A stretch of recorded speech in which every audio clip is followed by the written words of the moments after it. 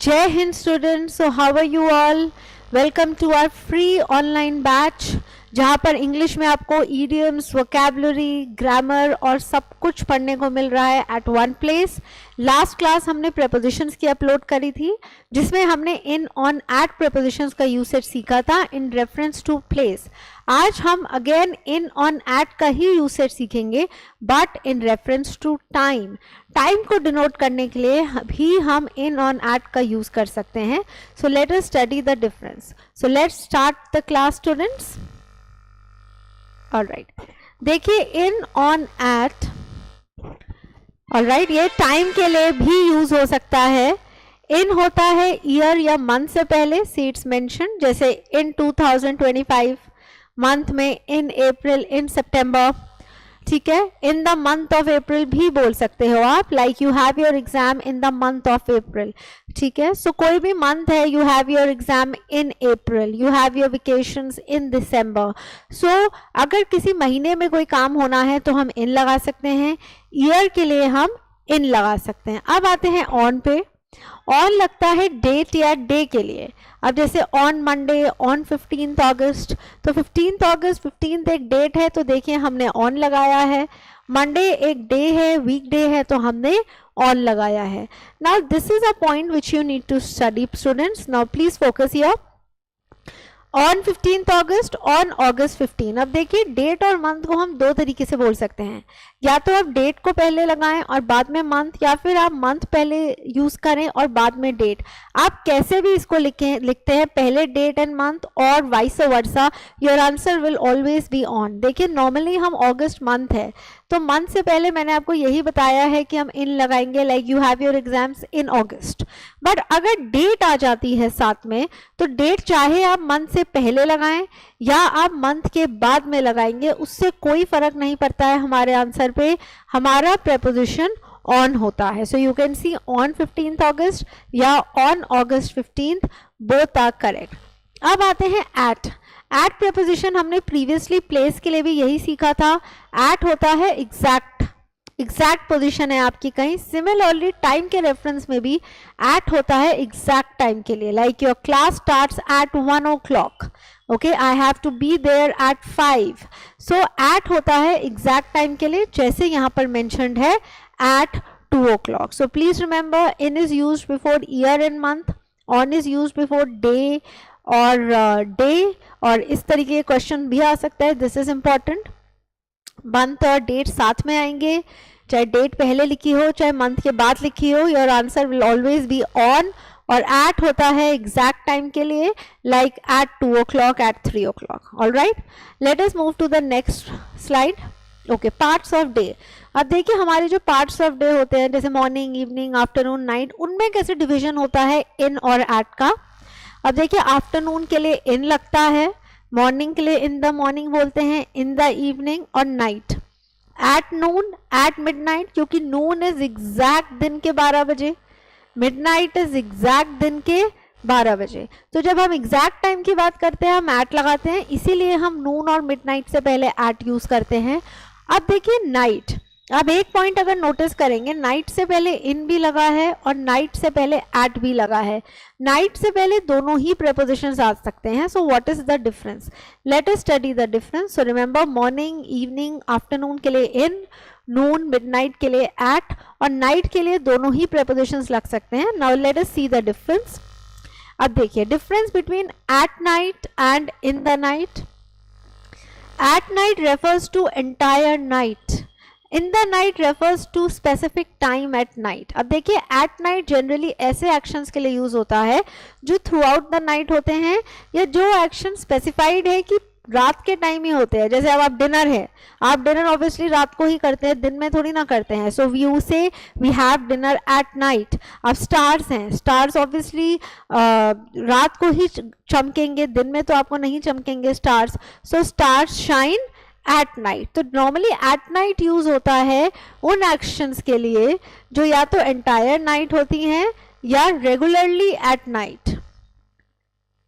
In the night होता है refers to a specific time at night. अब आप एग्जांपल्स देखिए, then you will understand. Stars shine at night Obviously stars will not shine in the afternoon or in the evening, stars shine at night.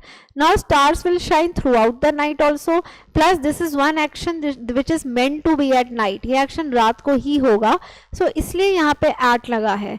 तो at लगता है उन actions के लिए, at night उन actions के लिए लगता है जो throughout the night होते हैं, या फिर जो meant है, actions which are meant to be at night only, like we sleep at night obviously.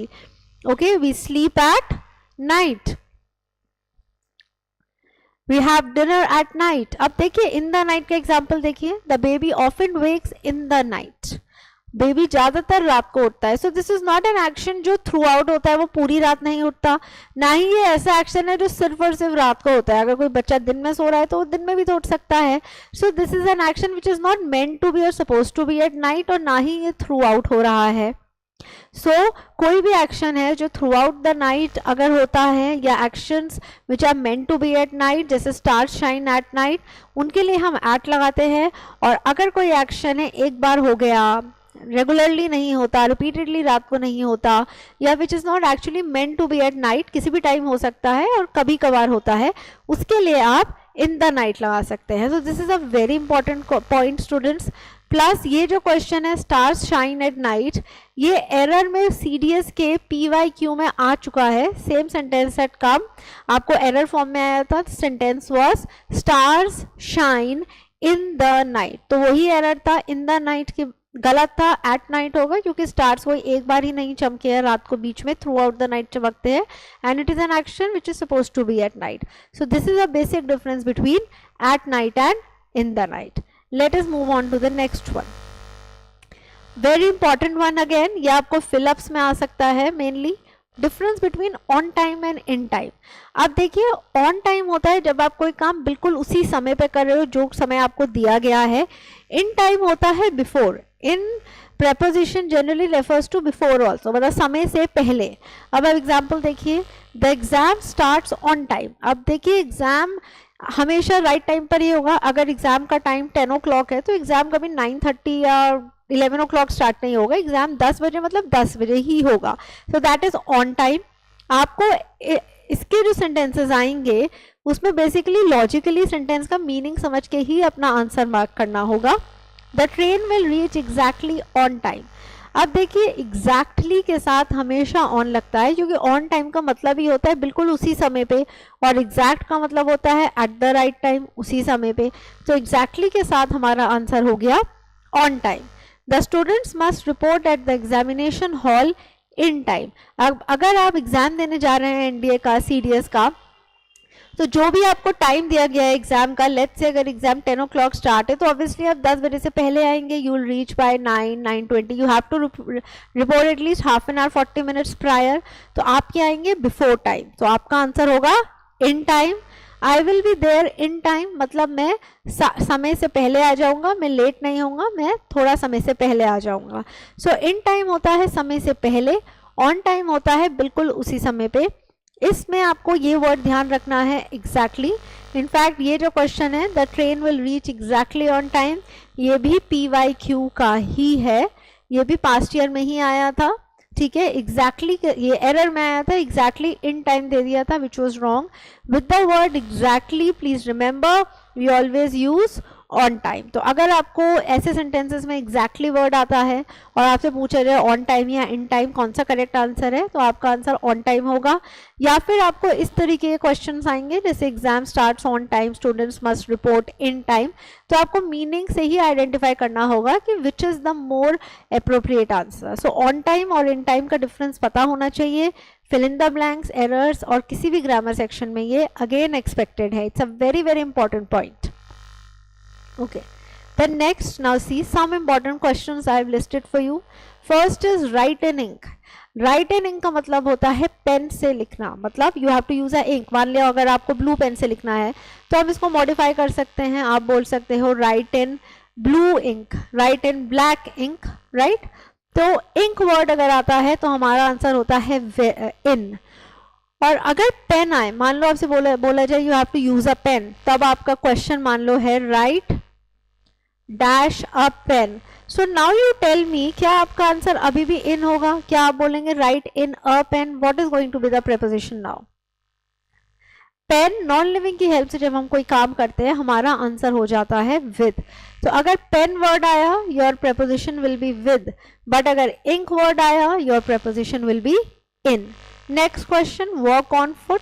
ये मैंने प्रीवियस स्लाइड में भी डिस्कस करा था and I am telling you again because it is a very very important point. पैदल चलना is walk on foot, by foot नहीं होता. Third, what's the time by your watch.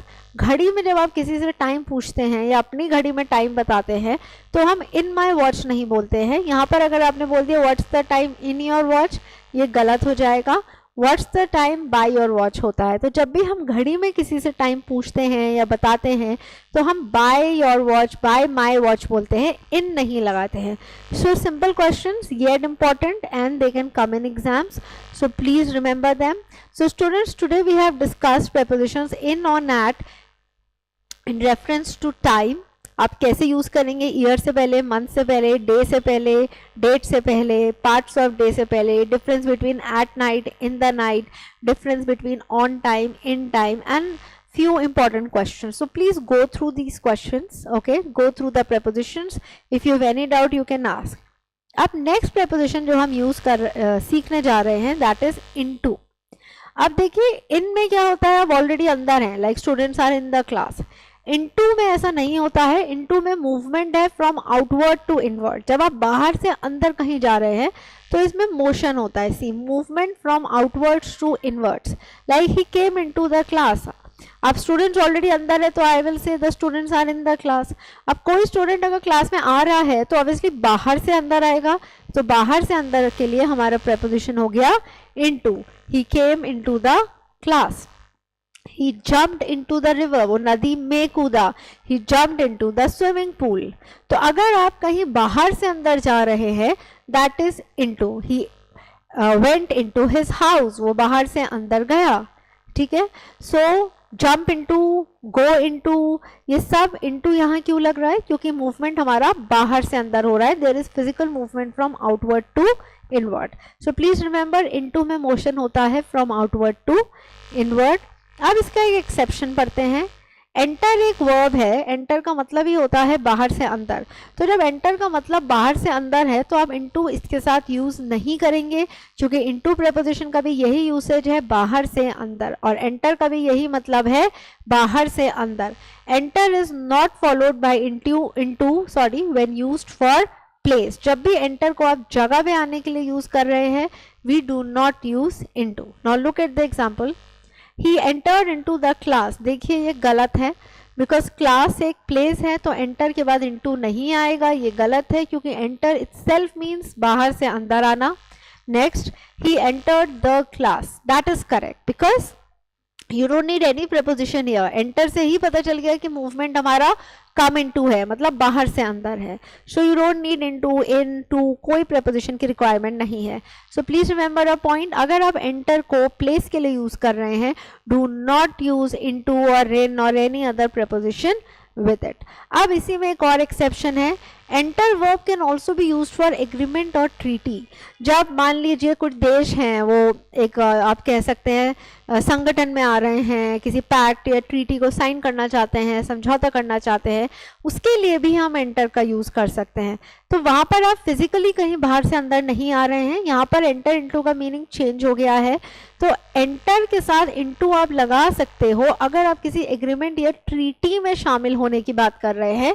Like the example is the Nations entered into a treaty. मतलब Nations ने एक treaty को sign करा है, उन्होंने एक समझौता करा है. So please remember these 2 points which are very very important.